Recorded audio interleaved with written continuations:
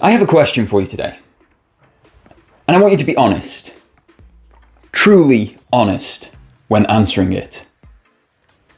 When was the last time that you paid as little as $70, £70 or €70 on a AAA game release? Either pre-release or as close to initial release as possible. I'm not talking about subscription services here, but outright AAA game purchases. When did you only pay $70 or your local currency's equivalent? I mean that. Let me know in the comments section down below. The reason I ask this question is there is a conversation in the video game community at the moment around The Last of Us Part 1. This game is fully remade from the ground up for the PlayStation 5 system, but people have been playing it since 2013 on the PlayStation 3 or 2014 on the PlayStation 4 with the remaster. And thus, people are questioning whether the remake is actually needed at all. The sticking point for many commenters is the $70 asking price. They're framing it as, why would I pay $70 for something that I've already played? And it's a fair question. Why would you pay $70 for something you've already played, especially if you still have that original game and hardware to play it on still? Another framing is, why are disabled people being forced to pay $70 for features that could just be patched into the original or the remaster? And again, in a vacuum, it's a fair question. But as you start to look into this further, you start to realise that this isn't just a conversation around The Last of Us Part 1. It's relating to every game that has that 70 number or local equivalent within their asking price, and what people get for that. So welcome everybody, my name is Doragon, and today we are discussing the £70, $70, €70 or your local currency's equivalent game, and if it's worth it.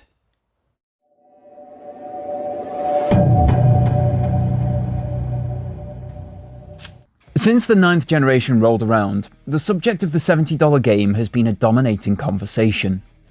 I get where media outlets and reviewers are coming from with this line of questioning.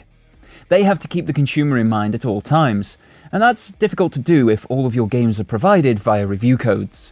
So knowing that there has been an increase of $10 per game this generation, they understandably think is a big deal. But as a consumer myself, and knowing many other consumers from many walks of life, it is a very nothing conversation. I want to stay with The Last of Us Part 1 as an example, or The Last of Us as it was back on the PlayStation 3. This is my copy of that PS3 title. It is the Joel edition.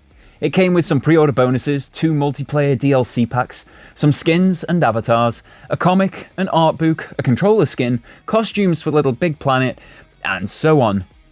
This edition was £60 in 2013, which doesn't seem like a lot nowadays, but the base game was £40, so this was £20 above RRP. There were editions at £10 and £40 more than this one, and that top one came with a Joel and Ellie statue. I know very few people who only bought the base version of this game. For those I know that did, it was because they couldn't get a more expensive version. Fast forward to 2022, and that sort of narrative remains true. In February 2022, I paid £80 for Horizon Forbidden West so that I could have the beautiful packaging, steelbook and artbook as seen here. I was willing to pay £229 for God of War Ragnarok if it weren't for the scalpers snapping up all of the Jotnar editions. I ended up happily paying £75 to ensure that I got all of the pre-order deluxe bonuses day one for that game. This next one, I haven't bought, but a massive community did. Demon's Souls on PlayStation 5. A £70 game that no one batted an eyelid at, even though it was a remake of a PlayStation 3 game. I paid £85 for everything that Ghost of Tsushima had to offer, a PlayStation 4 game, which has now gone inclusive on PlayStation Plus. I should be furious that the game has gone essentially free a year after upping how much I paid for it by £25. But I'm not. I adore that game, and would pay that much for it again. And I'm definitely not the only person to think like that. Look at Skyrim. Look at Grand Theft Auto 5. Look at Destiny 2. Multiple releases on multiple different pieces of hardware, services and generations. And people buy them multiple times. It's the same for The Witcher 3, Persona, and Mario 64. Gamers will pay a premium to get a game day one, to get it with additional extras, or to just get it at all if it is something that they really want to play. Gamers will pay an extortionate premium simply to avoid spoilers. Looking back, I have to rack my brain and look back through my invoices to find the last time that I paid only £70 for a brand new release game. Now, while I say all this, I'm aware that I am in a privileged position where I have the ability to make those purchase choices. Even in a world crippled by a corporation-driven cost of living crisis, I can look at a £229 game and seriously consider buying it. But not everybody can. And an increase in cost in what could be someone's only hobby that puts it suddenly out of reach for them is horrific. That hobby may be the only joy they have in life, and suddenly their access to it is diminished. Now, you can shop around and get games cheaper or wait for sales, sure. I managed to do this with Returnal, my personal game of the year for 2021, and I got it for £62 pre-launch, though I'd have still been happy with my experience for £70. The PS5 Demon's Souls can now be picked up for around £20 used or £50 new. You could argue that the less fortunate gamer could use a subscription service with inclusive games like PS Plus, Xbox Game Pass, or Stadia Pro. It's cheaper than one game over the course of a month and comes with loads of titles available. But then, is the game that they want to play on the service? Is the service available in their region? These are important questions that we shouldn't dismiss, and that gamer may get more joy out of a single game purchase than the 800 games on PlayStation Plus. I've had to give up hobbies in the past because of their cost. Cricket, rock climbing, windsurfing, to do them all at the level that I was at, on the wage that I was on, was prohibitively expensive, and it still is. So I know the pain of losing out on something you love because of finances. But video games aren't a high-skill hobby like those three of mine. Don't get me wrong, they can be. But at an entry level, they don't require a bunch of prior knowledge and motor skills. They'll teach you that. Video games are part of the entertainment industry. The same industry as movies, TV shows, or novels, among many other things. They're interactive, sure, but they're accessible to pretty much anyone. Except, with the advent of the 9th generation, those £70, $70 games make this hobby suddenly inaccessible to those on lower incomes. But it's not just a case of corporate greed. While this will be a small factor, there are many others that we need to look at. Primarily, the human cost of making a game. Let's circle back to The Last of Us Part 1 for a moment. This remake of a 2013 game. An entire team at the Naughty Dog development studio have worked for nearly 2 years to make this game from the ground up in a new engine. They had some small head starts with assets from the original release and The Last of Us Part 2. They had the story and script complete for years, and motion capture was done more than a decade ago. Overall though, this is a full development cycle for creating the shipped product.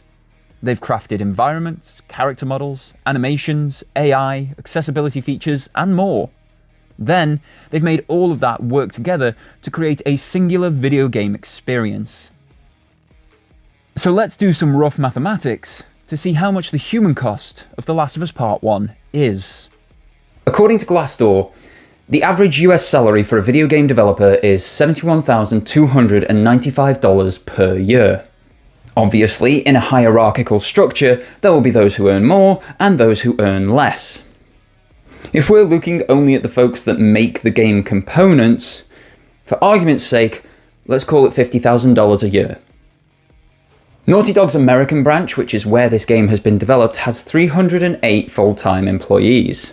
We know that since 2012 they have been divided into 2 teams. Therefore, given a perceived even split of labour, that's 154 people per team, give or take. So we'll say that 154 people worked on The Last of Us Part 1. So on wages alone, the development cost of The Last of Us Part 1 is 154 times $50,000, which is $7.7 million per year. If we were to base that on the average $71,000 wage cost of development is nearer $11 million per year. And development has taken 2 years.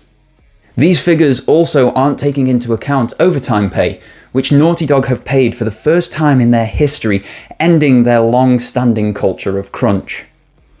On these figures, at $70 per game, Naughty Dog would need to sell 220,000 copies for the $50,000 wage and 314.4 thousand copies for the $71,000 wage to simply break even on the human element.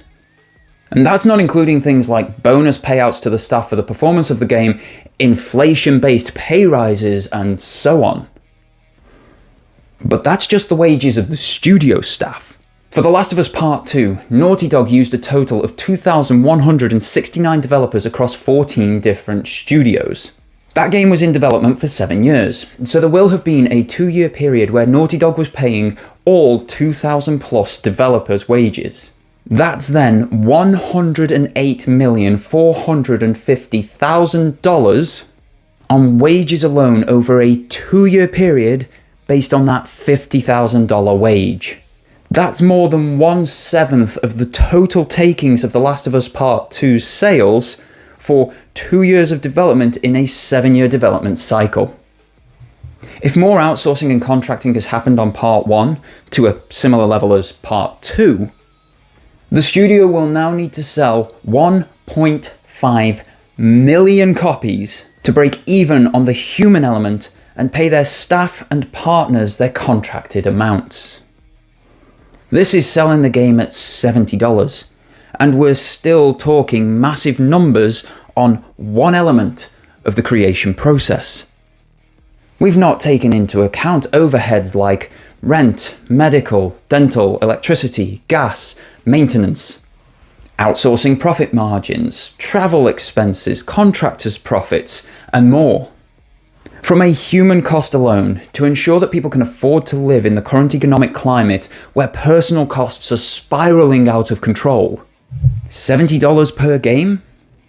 When looking at figures like this, suddenly makes a lot of economic sense. There's then the accessibility settings of this remade game.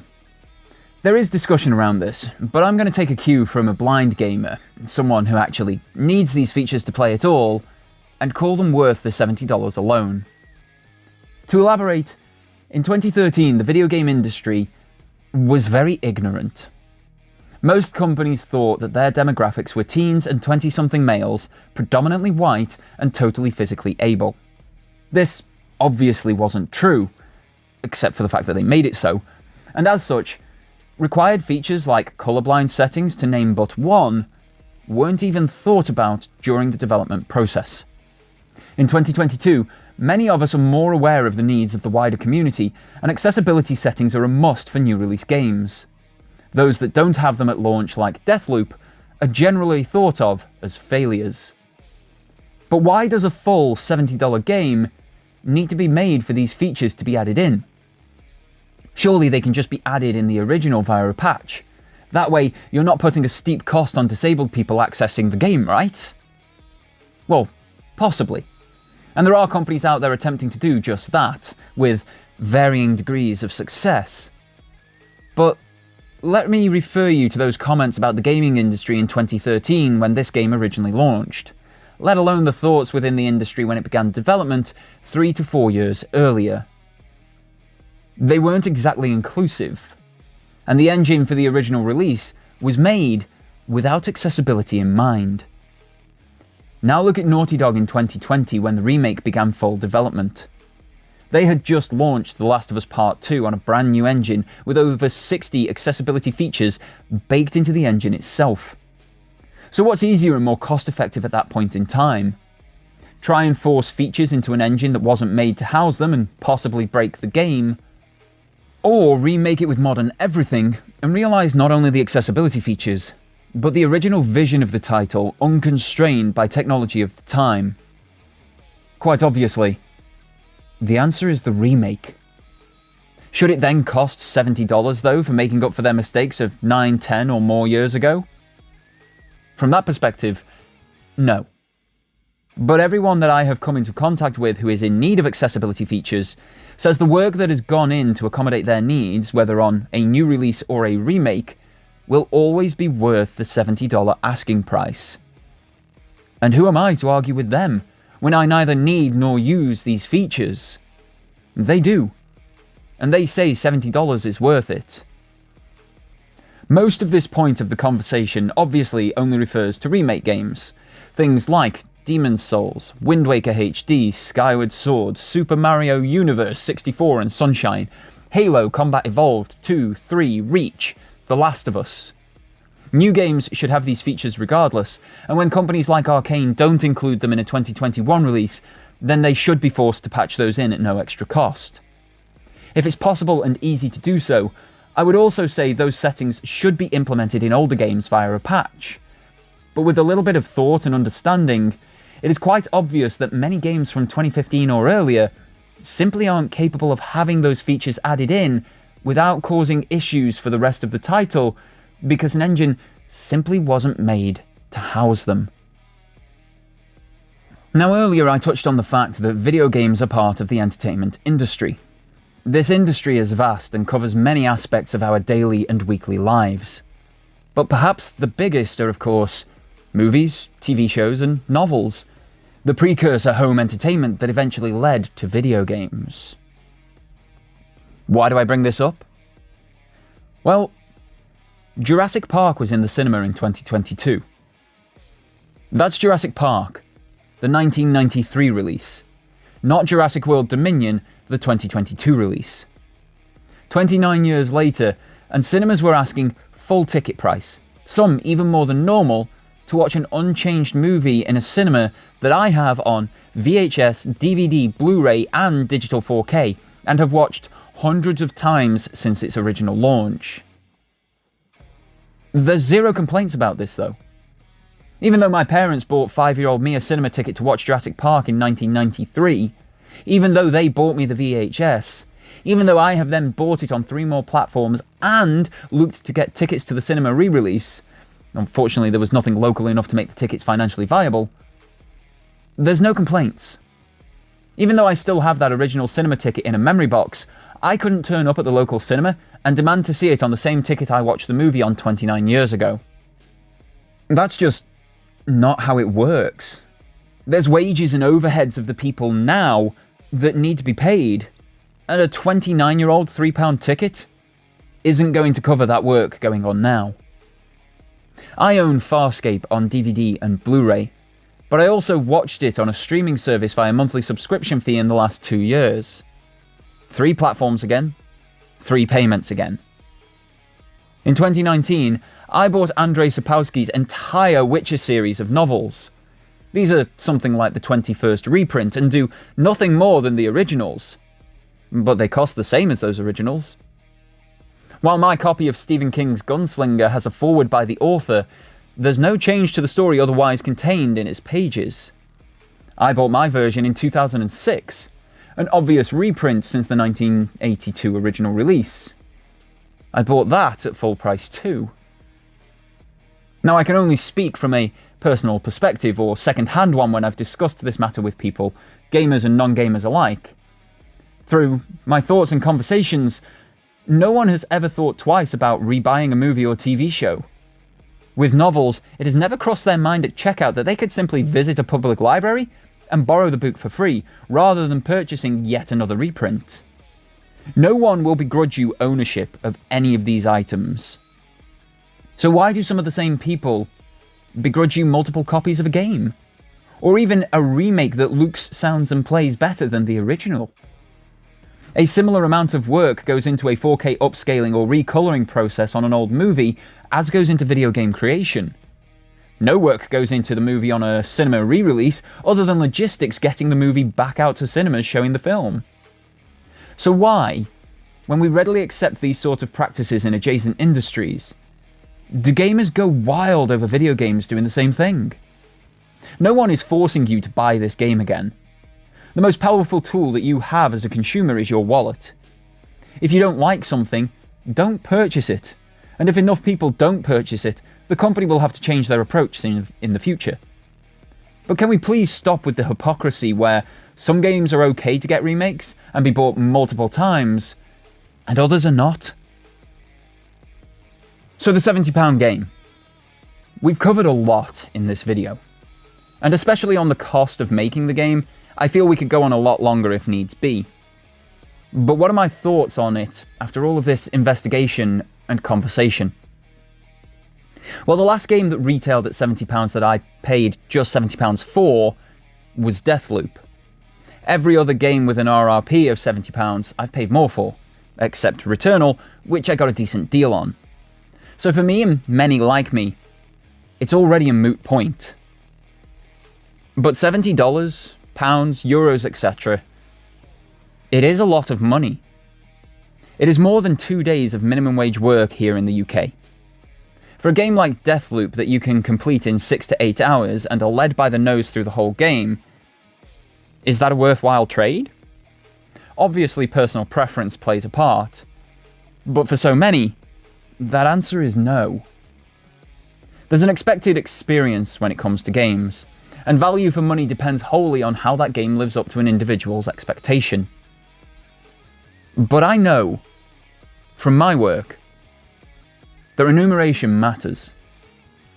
I want to be paid appropriately for my skill, experience, and input into a project or workday. I extend that ethos to everything I'm paying for, be that a meal, movie, or top-of-the-line piece of tech. Many people have worked on this, and the cost has to match their skilled labour.